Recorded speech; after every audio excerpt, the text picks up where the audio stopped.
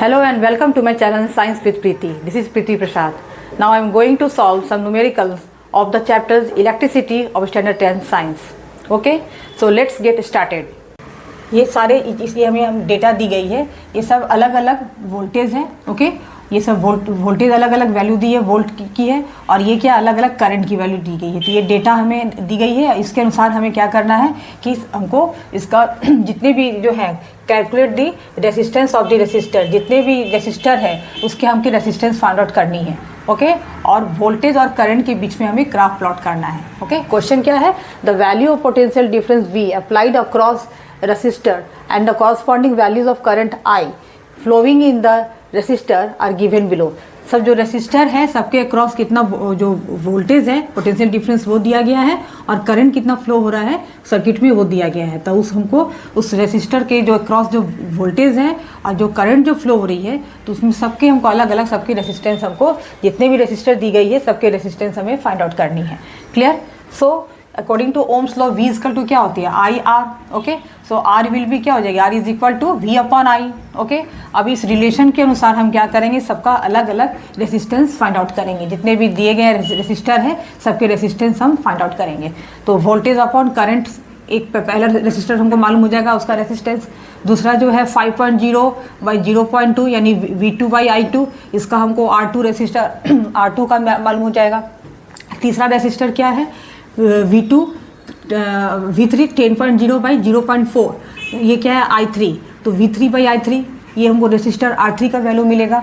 फिर क्या है V4 by I3 resistor R4. V5 by I5 किसकी वैल्यू निकलेगी, रेसिस्टर R5 की.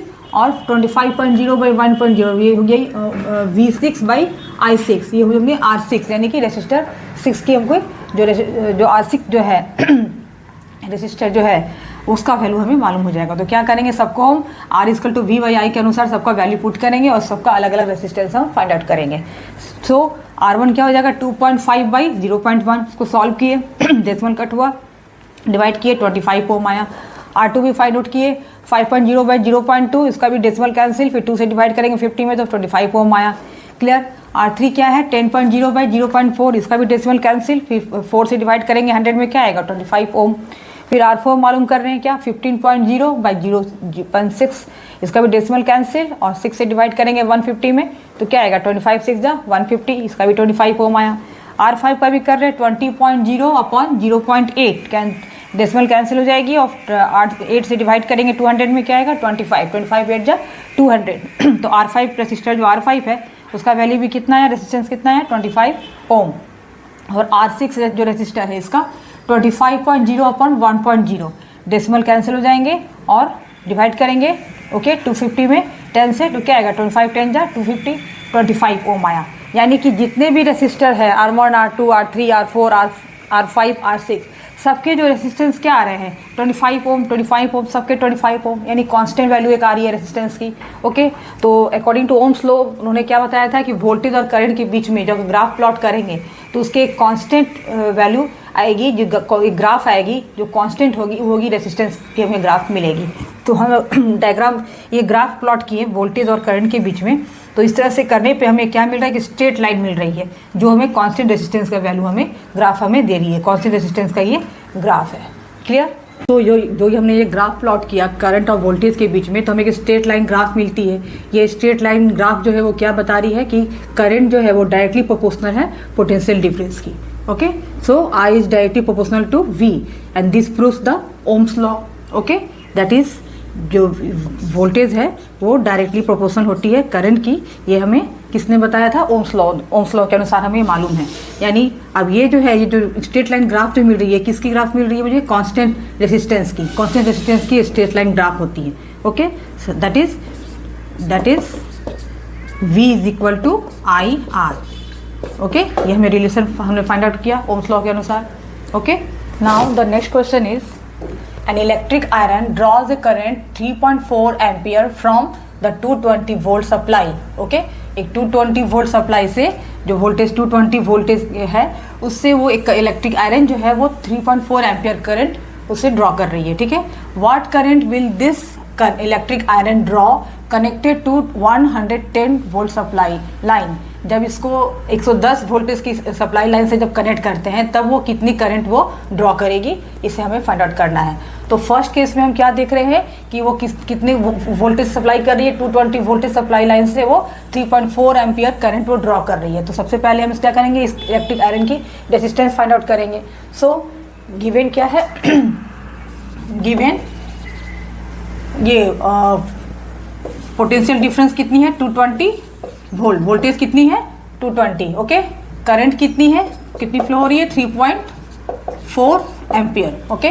तो हमें फाइंड आउट करनी है क्या, resistance R is equal to क्या हो जाएगी V बाई आई, यानी कि 220 अपॉन 3.4, ओके। अब इसको सॉल्व करेंगे तो क्या आएगा 64.7 इसकी रेजिस्टेंस आएगी, ओके।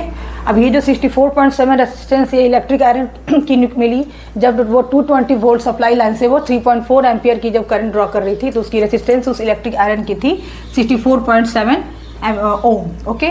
अब ये जो रेजिस्टेंस है, अब इससे हमें क्या मालूम करना है, what current will this electric iron draw connected to when connected to 110 volt supply line. जब इसको 110 वोल्ट सप्लाई लाइन से जब कनेक्ट करेंगे तो वो कितना करंट ड्रॉ करेगी, तो उसमें हम इसको यूज़ करेंगे। So when it is connected to 110 volt supply line, okay, तब हमको पता करना है इसका कि ये कितना इसमें करंट फ्लो होगा। सो V कितनी है इसकी, इस केस में, सेकंड केस में, फर्स्ट केस में तो 220 वोल्ट थी, सेकंड केस में कितनी है 110, कितनी है इसमें 110, फर्स्ट केस में थी 220 वोल्ट, सेकंड केस में 110 वोल्ट, ओके, 110 वोल्ट, ओके। इसमें रेजिस्टेंस कितनी मालूम चली इलेक्ट्रिक आयरन की 64.7, ओके। तो हमें इसे क्या पता करनी है, करंट।